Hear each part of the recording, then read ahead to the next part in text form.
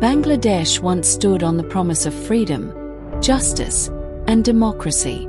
But today, under the interim government of Dr. Mohamed Yunus, that promise is in crisis. Innocent people, professors, journalists, and dissidents are being jailed without warrants, without evidence, and without justice. This is not just a political issue. This is about families torn apart, about children crying for their fathers, about wives waiting endlessly for news of their husbands.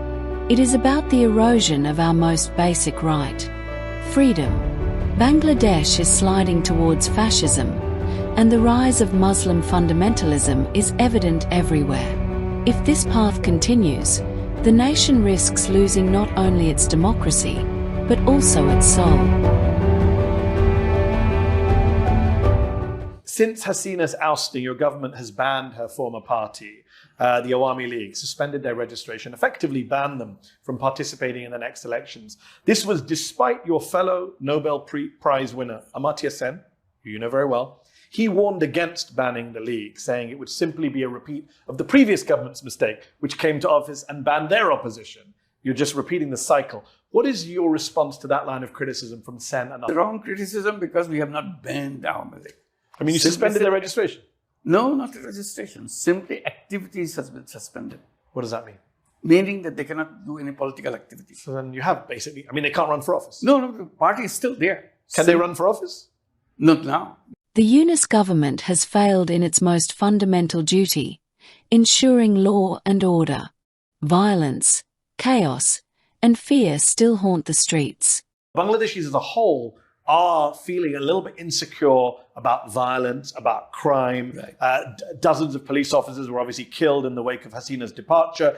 There have been several revenge attacks on people associated with the Awami League. I believe abductions have doubled. Robbery cases have reached their highest point for 6 years. A lot of the police chiefs were removed, obviously, for allegedly being close to the Awami League. With the benefit of hindsight, obviously there's chaos after a revolution. Sure. You come in as a caretaker. But with hindsight, do you think your government could have done a better job when it comes to law and order? And what about elections?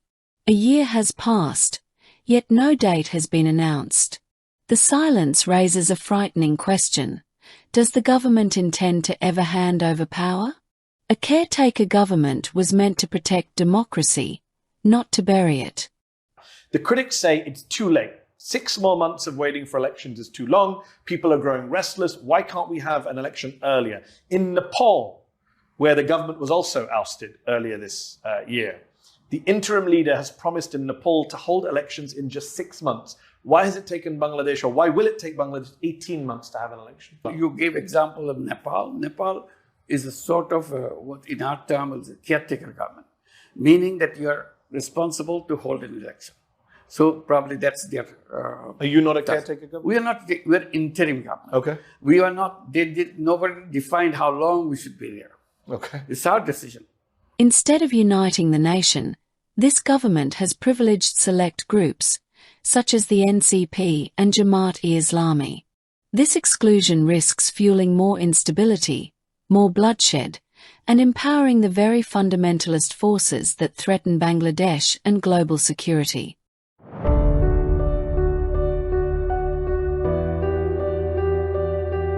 Let us look closely at one of the most shocking cases, Professor Abul Barkat. At 72 years old, he is a retired professor of economics at Dhaka University, a man who has dedicated over 4 decades to research on inequality, minority rights, women's rights, and the dangers of political fundamentalism. Doctor বারকাতের পূর্বাভাস তার শ্রমসাধ্য গবেষণার ভেতর দিয়ে উদ্ঘাটিত সত্যগুলো অনুসন্ধানীদের চোখ বারবার খুলে দেয়।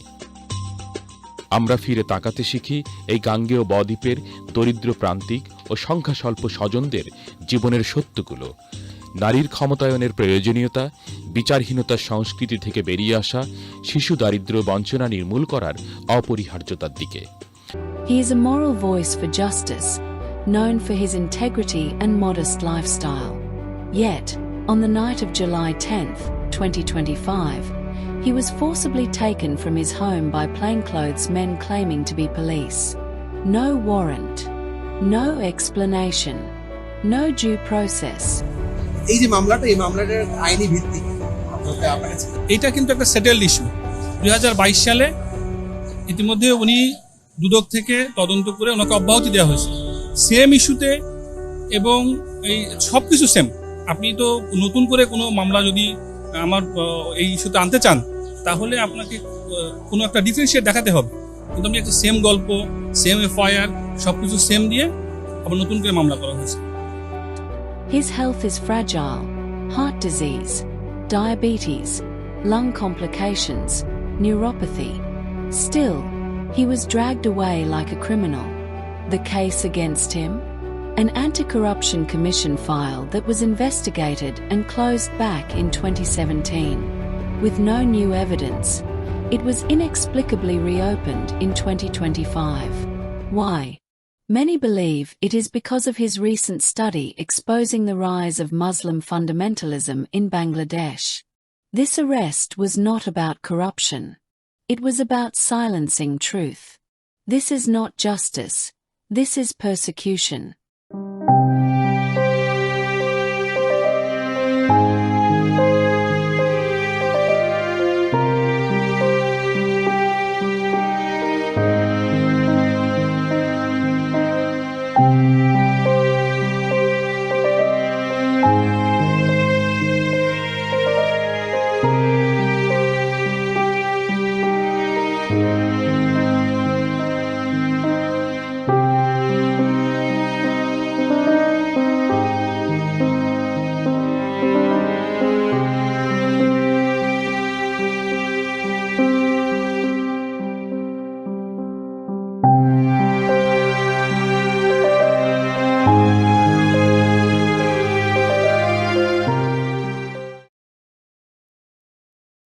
Professor Dr. Nazmul Ahsan Kolamullah, another respected academic, is also behind bars.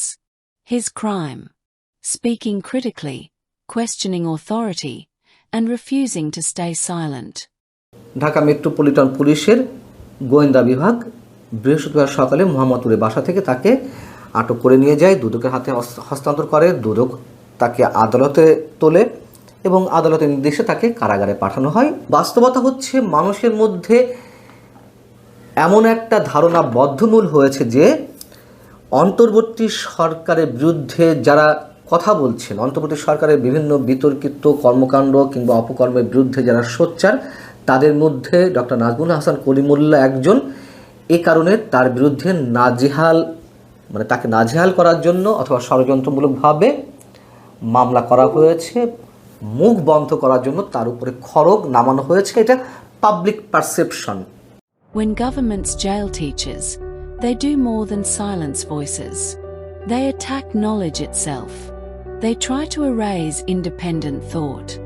Bangladesh's classrooms should be filled with debate and discovery, not fear and intimidation. The imprisonment of academics like Dr. Kolamullah sends a chilling message. Dissent is no longer tolerated.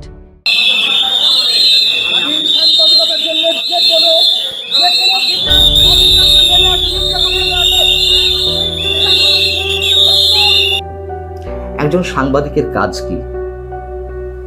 একজন সাংবাদিকের মূল কাজ হচ্ছে ক্ষমতাকে প্রশ্ন করা। ক্ষমতাসীনরা ক্ষমতাকে অপব্যবহার করেই তো নানান ধরনের অপকর্ম, দুর্নীতি, এরকম অনেক কিছু করে। এবং সাংবাদিকের কাজটি তো ওখানেই প্রশ্ন তৈরি করে আঘাত করা, উত্তর বের করে নিয়ে আসা। Journalist Manjrul Alam Panu is also imprisoned. 4 years, he was a fearless voice, challenging corruption, exposing injustice, and defending press freedom. In a healthy democracy, journalists are watchdogs. But in Bangladesh today, they are treated as enemies of the state. Locking up a journalist is not just an attack on one person. It is an attack on the people's right to know the truth. It is an attempt to blind a nation. As long as Panu and others like him remain behind bars, Bangladesh cannot claim to be free.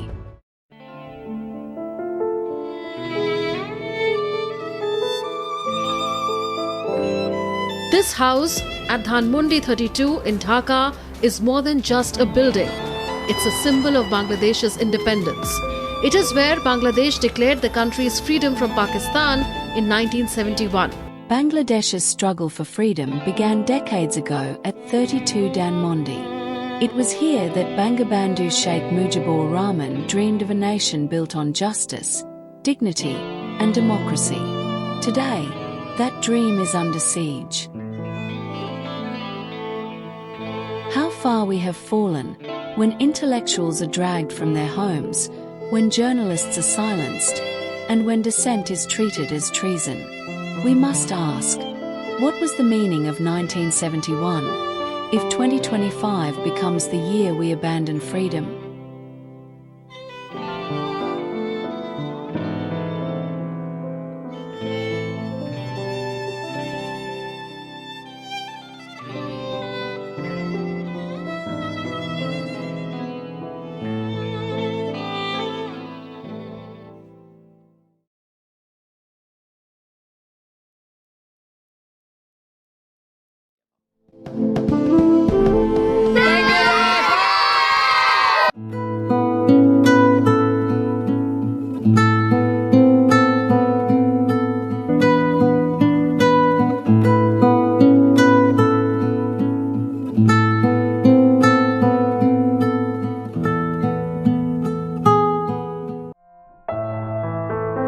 Bangladesh stands at a crossroads.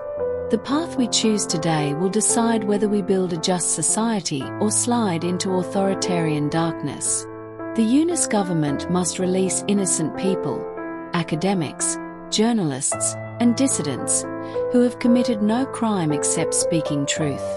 A nation cannot imprison its conscience.